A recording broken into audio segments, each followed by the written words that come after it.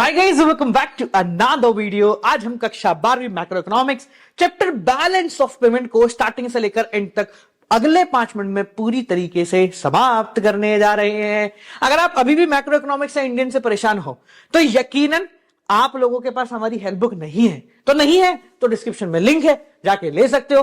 But उससे पहले अपनी कुर्सी की पीठी टाइट कर लो क्योंकि ये चैप्टर बहुत इंटरेस्टिंग है। चलिए शुरू करते हैं।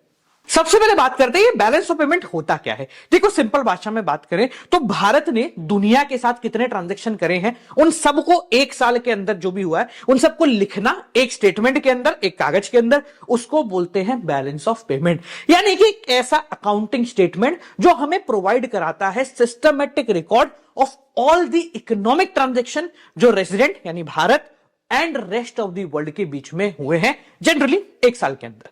अब यहां पर इकोनॉमिक ट्रांजैक्शन ये शब्द आया है। सर होता क्या है इकोनॉमिक ट्रांजैक्शन? तो बेसिकली 4 प्रकार के ट्रांजैक्शंस को इकोनॉमिक ट्रांजैक्शन कहते हैं। इन शॉर्ट पैसे का ही होता है, बट वो 4 कौन से हैं? सबसे पहला आता है विजिबल ट्रांजैक्शन, जिनको हम बैलेंस ऑफ ट्रेड भी कहते हैं। अब विजिबल का मतलब, मैंने मान लो कोई सामान जापान से खरीद लिया या अमेरिका को कुछ बेच दिया, कोई सामान, कोई फिजिकल कमोडिटी, तो उसको बोलते हैं विजिबल आइटम।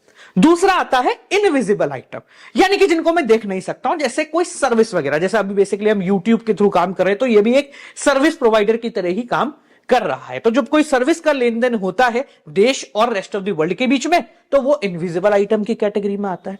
तीसरा होता है यूनिलेटरल ट्रांसफर, कोई गिफ्ट मिलना, कोई गिफ्ट देना। जैसे मान लो बाहर मेरा कोई मिलने वाला है, उसने डॉलर्स में पैसे कमाए और मुझे लाके दे दिए, ठीक है भैया रख लो यार तुम्हारे पास, तो ये क्या हुआ? यूनिलेटरल यानी वन साइडेड ट्रांजैक्शन, ये भी इकोनॉमिक ट्रांजैक्शन कहलाता है। और चौथा कैपिटल ट्रांजैक्शन, मतलब पैसे से रिलेटेड ट्रांजैक्शन, जैसे किसी के एसेट्स में पैसा लगाना, किसी के शेयर्स में पैसा लगाना, कहीं से पैसा बोरो कर लेना, कहीं किसी को लोन दे देना, ये सारे भी इकोनॉमिक ट्रांजैक्शन की कैटेगरी में ही आते हैं। सो बैलेंस ऑफ पेमेंट ये 4 प्रकार के ट्रांजैक्शन को रिकॉर्ड करता है: visible, invisible, unilateral and capital transaction. पहले बैलेंस ऑफ पेमेंट को समझो कि ये है क्या। फर्ज करो कि तुम्हारे सामने कागज है जिसपे अकाउंट बना हुआ है पूरा, जिसकी 2 साइड है, एक क्रेडिट साइड है, एक डेबिट साइड है। तो जब भी पैसा भारत के अंदर आ रहा होगा उसको क्रेडिट साइड लिखा जाएगा, और जब भी पैसा भारत के बाहर जा रहा होगा उसको डेबिट साइड लिखा जा रहा होगा। इसके अंदर बेसिकली 2 प्रकार के, इसी एक अकाउंट में 2 प्रकार के डिस्ट्रीब्यूशन होते हैं। एक अकाउंट कहलाता है करंट अकाउंट और दूसरा अकाउंट कहलाता है कैपिटल अकाउंट। इन 4 में से जो अभी अपन ने 4 ट्रांजैक्शन की बात करी, विजिबल, इनविजिबल, यूनिलेटरल और कैपिटल, इन 4 में से 3 प्रकार के ट्रांजैक्शन करंट अकाउंट के अंदर लिखे जाते हैं और चौथा कैपिटल रिलेटेड ट्रांजैक्शन एक कैपिटल अकाउंट में लिखा जाता है। तो फर्ज कीजिए कि आपने कोई सामान मंगाया है, कहां से? जापान से, तो आपने पेमेंट करी होगी, तो क्योंकि वो सामान है इसलिए वो क्या है? विजिबल आइटम है, करंट अकाउंट में आएगा। और क्योंकि आपने पैसा दिया है इसलिए वो कहां चला जाएगा? Debit side. तो कोई आपसे पूछे कि भैया सामान मंगाया जापान से, कहां आएगा? तो आप लिखेंगे सर बैलेंस ऑफ पेमेंट में करंट अकाउंट के अंदर ये डेबिट साइड आ रहा होगा। चौथा जो है वो कैपिटल अकाउंट के अंदर आता है। अब सवाल आपके उठता है कि सर ये कैपिटल अकाउंट में कैपिटल ट्रांजैक्शन आते हैं, पर ये होते कौन कौन से? तो अगर हम बात करें कैपिटल अकाउंट के अंदर जो ट्रांजैक्शन आते हैं उनके कुछ वैरायटी बता दो, तो इसमें कई प्रकार के ट्रांजैक्शन आते हैं। जैसे प्राइवेट ट्रांजैक्शन, मान लो कोई प्राइवेट इंडिविजुअल है जिसने बाहर से कुछ बोरो किया है पैसा या बाहर किसी को लोन दिया है, वो इसके अंदर आएगा। ऑफिशियल रिजर्व ट्रांजैक्शन, जैसे सरकार ने कहीं से पैसा बोरो किया है या सरकार ने कहीं पैसा दिया है तो वो आएगा। बैंकिंग कैपिटल, हमारे फाइनेंशियल बैंक, हमारे क्या कहते हैं कमर्शियल बैंक्स ने कहीं पे लोन दिया है या लोन लिया है तो यहां पर आ जाएगा। फॉरेन डायरेक्ट इन्वेस्टमेंट, देखो फॉरेन डायरेक्ट इन्वेस्टमेंट का मतलब क्या होता है? बाहर की कंपनी ने भारत देश में आके अपना कोई आउटलेट खोला है जिसका मालिकाना हक उन्हीं के पास है, उसको बोलते हैं फॉरेन डायरेक्ट इन्वेस्टमेंट, की बाहर की कंपनी भारत में आए, तो वो भी इसके अंदर आता है। साथ में पोर्टफोलियो इन्वेस्टमेंट, मान लीजिए जैसे अभी अपन ने देखा कि जो अपने फेसबुक वाले हैं मार्क जकरबर्ग, उन्होंने जो है जियो में 9.99% स्टेक खरीदा है, तो ये क्या है? ये पोर्टफोलियो इन्वेस्टमेंट है कि वो बेसिकली यहां पे पैसा बनाने आए हैं, तो वो भी आपके कैपिटल अकाउंट में आएगा। ठीक है, तो करंट अकाउंट हो गया, कैपिटल अकाउंट हो गया। अब देखो क्योंकि अकाउंट है तो इसका बैलेंस आना चाहिए भाई, डेबिट साइड है, क्रेडिट साइड है, तो कम ज्यादा कौन सी पता होना चाहिए। तो बैलेंस ऑफ पेमेंट जो है ये 3 प्रकार का हो सकता है, सरप्लस भी हो सकता है, डेफिसिट भी हो सकता है और बैलेंस्ड भी हो सकता है। सरप्लस का मतलब क्या हो गया कि भैया हमने पैसा ज्यादा कमाया है और खर्चा कम हुआ है, यानी credit side is greater than debit side. Deficit भी हो सकता है कि भाई डेबिट साइड ज्यादा हो गई, क्रेडिट साइड कम हो गई, और बैलेंस भी हो सकता है कि debit is equal to credit हो गया। अब क्योंकि भारत एक डेवलपिंग कंट्री है, हम लोग अभी बढ़ रहे हैं, तो हमारे पास ज्यादा सर्विसेज नहीं है, हम सॉफ्टवेयर टेक्नोलॉजी बाहर से लेकर के आते हैं, इसलिए हर डेवलपिंग कंट्री का बैलेंस ऑफ पेमेंट डेफिसिट के अंदर ही आता है, या बोले डेफिसिट के अंदर ही दिखाया जाता है, ताकि पता रहे कि हाँ भैया हम लोगों को अभी और पैसे की रिक्वायरमेंट है। ठीक है, तो अब यहां बैलेंस ऑफ पेमेंट में दो तीन छोटी छोटी टर्म्स हैं जो आपके बहुत ज्यादा काम की हैं। जैसे सबसे पहला है बैलेंस ऑफ ट्रेड, जो मैंने आपको अभी समझा दिया है। What is balance of trade? जो बैलेंस ऑफ पेमेंट में 4 ट्रांजेक्शन बोले, विजिबल, इनविजिबल, यूनिलेटरल और कैपिटल, इनमें जो विजिबल वाला है इसको बोलते हैं balance of trade. So balance of trade मतलब फिजिकल आइटम का इनफ्लो और आउटफ्लो। इसके साथ 2 ट्रांजेक्शन और होते हैं, जिसमें पहला है autonomous and accommodating item. Autonomous item का मतलब ऐसे ट्रांजेक्शन जो कि हमने अपनी इच्छा से करे हैं, जिसको प्रॉफिट बनाने के लिए किया जा रहा है। जैसे साल शुरू हुआ, हमने कुछ इंपोर्ट करा, कुछ एक्सपोर्ट करा धंधा बनाने के लिए, तो वो कहलाता है ऑटोनोमस आइटम, जो अपनी इच्छा से किए जा रहे हैं।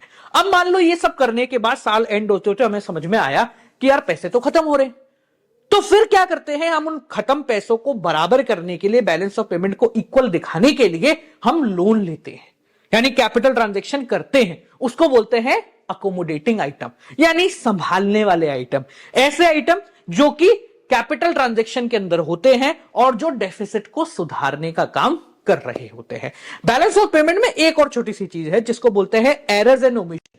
एरर्स एंड ओमिशन का मतलब, मान लो कभी ऐसा पता लगा कि भाई बैलेंस ऑफ पेमेंट बराबर तो हो गया पर 100, 200, 500, 1000 ऐसा कुछ डिफरेंस रह गया, तो ऐसा माना जाएगा कि ये जो है ये बहुत नेग्लिजिबल छोटा सा डिफरेंस है, और ये इसलिए क्रिएट हुआ है क्योंकि हम कोई छोटी मोटी चीज भूल गए। जैसे ट्रायल बैलेंस में होता है ना सस्पेंस अकाउंट बनाना, वैसे ही बैलेंस ऑफ पेमेंट में हम एरर एंड ओमिशन के नाम से डाल देते हैं कि हाँ ये बैलेंस ही होना था, बस थोड़ा बहुत ऊपर नीचे कहीं कुछ गलती हो गई है। अब जैसा मैंने आपको बताया कि डेवलपिंग कंट्रीज के अंदर बैलेंस ऑफ पेमेंट जो है वो डेफिसिट में ही आता है, मतलब हमेशा हमारा आउटफ्लो ज्यादा होगा, इनफ्लो कम होगा। इसके बहुत सारे रीजन हो सकते हैं, जैसे सबसे पहला रीजन हो गया हमारा डेवलपिंग एक्टिविटी। जैसे इकोनॉमिक रीजन पहले पकड़ते हैं, तो डेवलपिंग एक्टिविटी, जो देश डेवलप हो रहा है उसको ज्यादातर टेक्नोलॉजी के लिए बाहर ही डिपेंडेंट रहना पड़ेगा, उन देशों पे डिपेंडेंट रहना पड़ेगा जो डेवलप हो चुके हैं, तो इस पर्टिकुलर कंडीशन में हमारा आउटफ्लो ज्यादा हो जाता है। इन्फ्लेशन होता है, जो देश डेवलप हो रहा है उसमें इन्फ्लेशन होता है क्योंकि डिमांड पूरी नहीं कर पाते हम लोग, तो इसलिए भी हम बाहर से इंपोर्ट कर लेते हैं, वहां सस्ता पड़ता है। कभी कभी साइक्लिकल फ्लक्चुएशन हो जाता है, मतलब कभी बूम पीरियड है, कभी रिसेशन पीरियड है, हमारे यहां सामान नहीं बन पाया तो हमने बाहर से मंगा लिया। एक और सबसे बड़ा रीजन है कि हम एक्सपोर्ट नहीं कर पाते, क्योंकि हम डेवलपिंग कंट्रीज है तो हम पहले खुद को पूरा करते हैं, एक्सपोर्ट नहीं कर पाएंगे तो बेसिकली हम पैसा बाहर से लेकर नहीं आ पाएंगे, खर्चा तो हमारा हो जाएगा।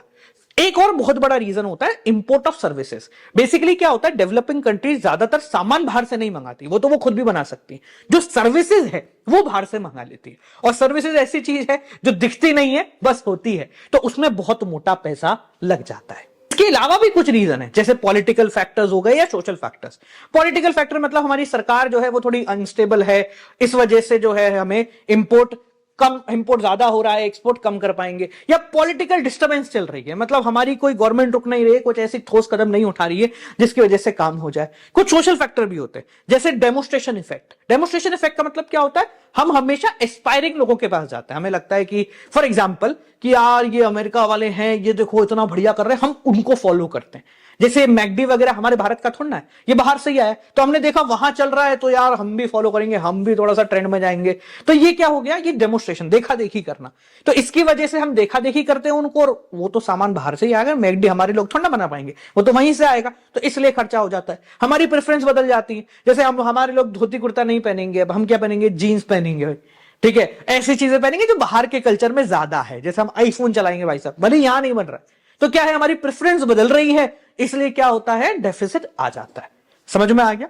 तो ये बालकों आपका चैप्टर पूरी तरीके से यहां पर समाप्त हो गया है। कोई दिक्कत, कोई परेशानी हो तो मुझे जरूर बताना, और जाने से पहले जिन भी लोगों ने अब तक हेल्प बुक नहीं ली ना, जाके ले लो, बहुत काम आने वाली है, तुम्हारे बहुत कम समय में तुम्हारा पूरा कोर्स कवर कराने में सक्षम है। अगर स्टॉक में है तो डिस्क्रिप्शन में लिंक है, जाके ले लेना, मिल जाएगी। तब तक के लिए नमस्कार।